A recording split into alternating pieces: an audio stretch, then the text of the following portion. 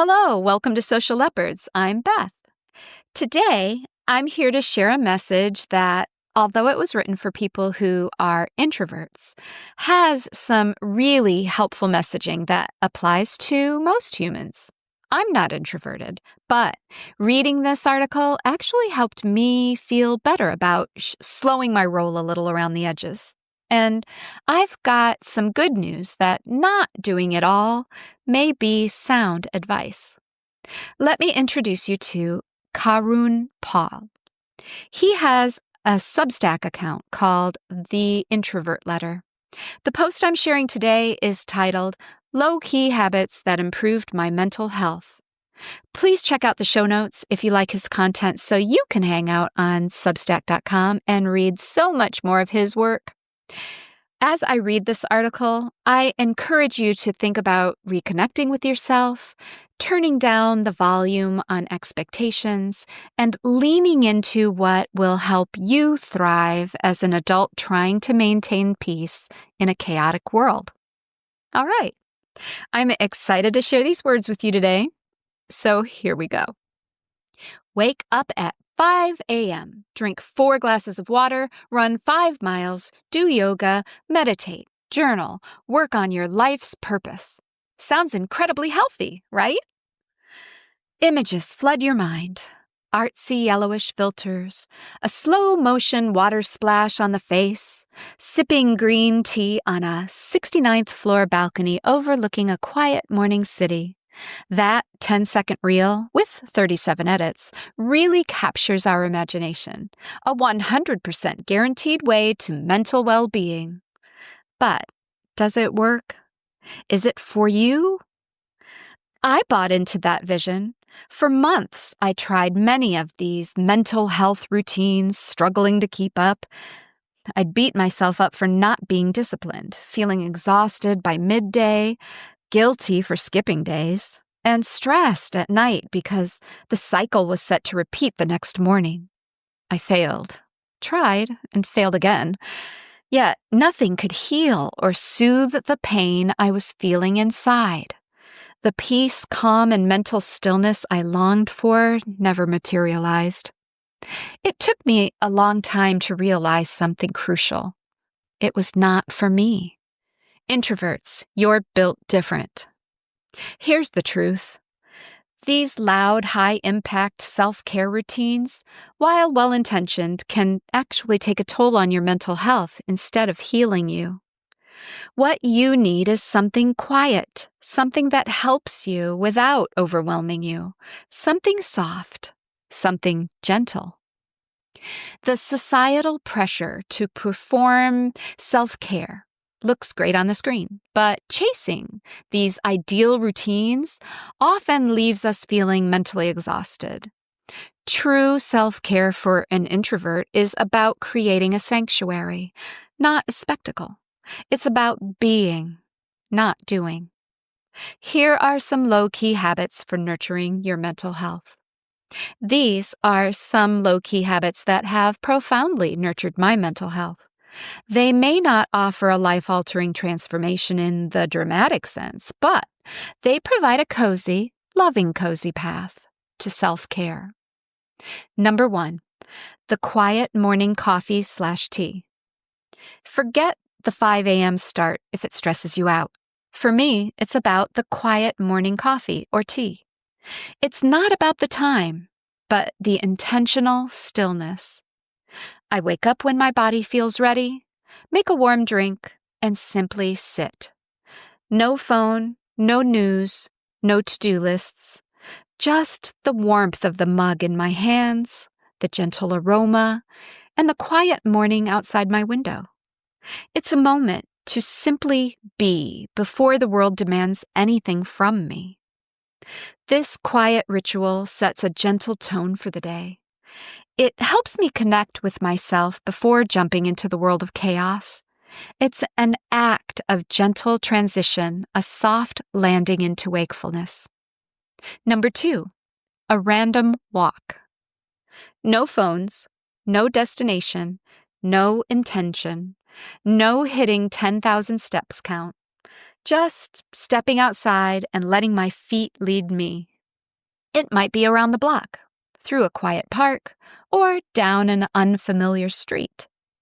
The aim is to simply observe the world around me, notice the small details. A bird singing, a peculiar flower, the way a light hits the building. It feels like meditation. It allows my mind to wander freely, unburdened by the expectations of the world. These walks are like mini retreats, a chance to clear my head without the pressure of a workout. Number 3, doing nothing. For me, doing nothing is the greatest act of self-care. In a productivity-obsessed world, this feels almost rebellious, but it's essential. It means consciously choosing to sit, lie down, or simply stare out the window without an agenda. No scrolling, no reading, no planning. Just allowing yourself to exist without the pressure to produce, optimize, or consume. It's a space for true mental decompression, where the mind can finally rest and process without constant input. This may look unproductive, but this is what refuels my soul, makes me feel like me again. Number 4, having a go-to outfit. Decision fatigue is real. It takes energy to decide, especially when you're an introvert who processes information more deeply. Having a go-to outfit that's comfortable, makes me feel good, and requires no thought just makes everything so simple. It's one less decision to make, one less energy drain, freeing up mental space for more important things.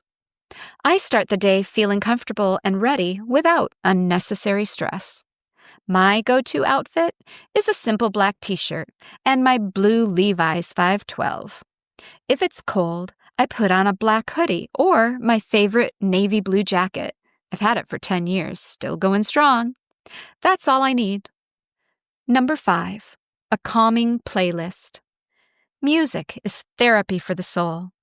Not something that blasts out of the speakers, but something calming, like instrumental, ambient, or soft acoustic music for specific times.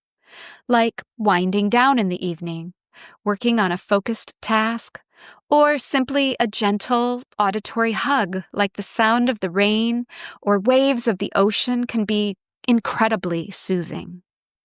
It creates a gentle soundscape that helps to regulate emotions and promote a sense of inner peace. This isn't just background noise, but music that supports your mental state. Number 6, a bed day. Sometimes the best self-care is simply a bed day. Just laying on the bed all day, chilling, watching a movie, binging on a mystery web series, reading, listening to podcasts, gentle stretching, or simply drifting in and out of sleep. It's a complete surrender to comfort and rest, a true reset for mind and body when the world feels too loud or demanding. This is an intentional act of extreme comfort and detachment from external pressures, allowing deep rest for the mind, body, and soul. Number 7, yellow lights for evening. The harsh blue light from screens and LEDs can be overwhelming for sensitive introverts. Switching to yellow lights for evening, dim lamps with warm-toned bulbs, or even string lights creates a cozy, inviting atmosphere. To be honest, it feels like a signal to my body and mind that it's time to unwind. It's like a subtle environment shift that relaxes me and prepares me for restful sleep. Trust me, this simple change in lighting can be dramatically impactful to your nervous system, promoting a sense of calm and well-being. Number 8, self-talk time. Yes, I talk to myself a lot, having deep conversations about life, about goals, about people, what drains me, what nourishes me. and it feels like therapy. Allowing space for my inner monologue, listening to my thoughts without judgment, and gently guiding myself through feelings. It might be in the shower, on a walk, or just before sleep. It's a private dialogue, a way to process emotions, problem solve gently, and offer myself compassion and understanding. It's an act of internal communication that helps me connect with myself in a deeper way. Number 9, a long hot shower. A long hot shower, or bath if you prefer, is a sensory experience that can soothe every cell in your body. The warmth on the skin, the rhythmic sound of the water, the steam filling the air, a chance to wash away the day's stresses, both literally and figuratively. I'm not going to go into details because it's something that can only be experienced, so try it. It's a moment of pure, unadulterated comfort and privacy. This simple act can be a profound sensory reset, melting away tension and offering a moment of true inner peace. Number 10, a small break from social media. This is no viral digital detox with 39 steps. It's just a gentle disengagement from social media. Just putting the phone down when you feel you're getting overstimulated, setting time limits, unfollowing accounts that trigger your anxiety. It's about creating boundaries that protect my mental energy. It's simply curating your digital environment to support your peace, not disrupt it. Conclusion: find your gentle rhythm. These low-key habits have been revolutionary for my mental health. And it's not because they are groundbreaking or Instagram-worthy, but because they are gentle and deeply respectful of my introverted nature. They don't demand perfection or a complete overhaul of my life. They don't demand anything, to be honest. They just help me pause and connect with my true nature and help me express myself authentically, just the way I am. You can learn more about it in my book, Born to Stand Out. The goal isn't to add more to your already busy life, but to subtract the noise and embrace the quiet. It's about finding what genuinely nourishes you. Just you. Stay blessed, Karun. Reading through this piece, I have to say, it stirred up a rare sense of calm and validation, almost like someone finally named some of the quiet comforts I've subconsciously sought for years. Even though I don't consider myself an introvert, this all was completely relevant to me. There's something reassuring in the words of this article.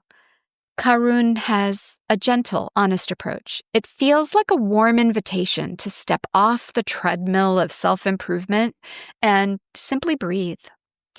I'm always drawn to these kind of articles, as it feels like I'm constantly on a journey of balancing my life with this unconscious need to almost justify a quiet moment. I used to live for work, and it was all-consuming. So these types of articles help me remember that balance is okay. You don't have to be fully engaged in something specific to the universe at all times. You don't have to hop aboard the productivity train 7 days a week, 18 hours a day. Another thing that struck me was the way these habits are presented as acts of self-respect rather than self-denial. It's a reminder that you don't have to be constantly optimizing, chasing trends, or hustling your way to inner peace. Sometimes it's about subtraction, not addition. That line about curating your digital environment to nurture peace instead of disruption, that one really hit home for me, especially in these times where, the social media feed never stops. As someone who spends a lot of time talking into a mic about well-being, I find myself wondering, How often do we overlook these kind of unremarkable habits, dismissing them because they're not flashy, they're not dramatic? Yet it's these shifts, unplugging for a moment, letting go of the need for perfection, making peace for solitude. Those kinds of things are the things that slowly and quietly reshape our days. Mostly, though, I want to kind of move to the point that the tone of compassion and acceptance running through the article is amazing to me. It's an antidote to the culture of overwhelm. It invites us to honor the ebb and flow of our own rhythms, however gentle or introverted they may be. If you're listening to this and you're feeling maybe a little burnt out by this endless push for productivity, maybe this is your permission slip to step back, soften the edges, and reconnect with what truly nourishes you. So go get yourself a cup of coffee or your favorite beverage and enjoy some you time, everyone. Now, next week, I'm returning to the topic of psychological abuse, and this time it's from Vera Hart, who is a psychiatrist and a neuroscientist who specializes in trauma recovery, narcissistic abuse, and the neurobiology of power. It's a further reflection on being in relationships where one partner feels controlled, somewhat similar to what I shared last week, but from a different angle. So I'm kind of trying to share something that I feel is helpful and offers some perspective from a professional as a counterbalance to the reflections from a survivor. And with that, I will say farewell for this episode. Until next week, take care.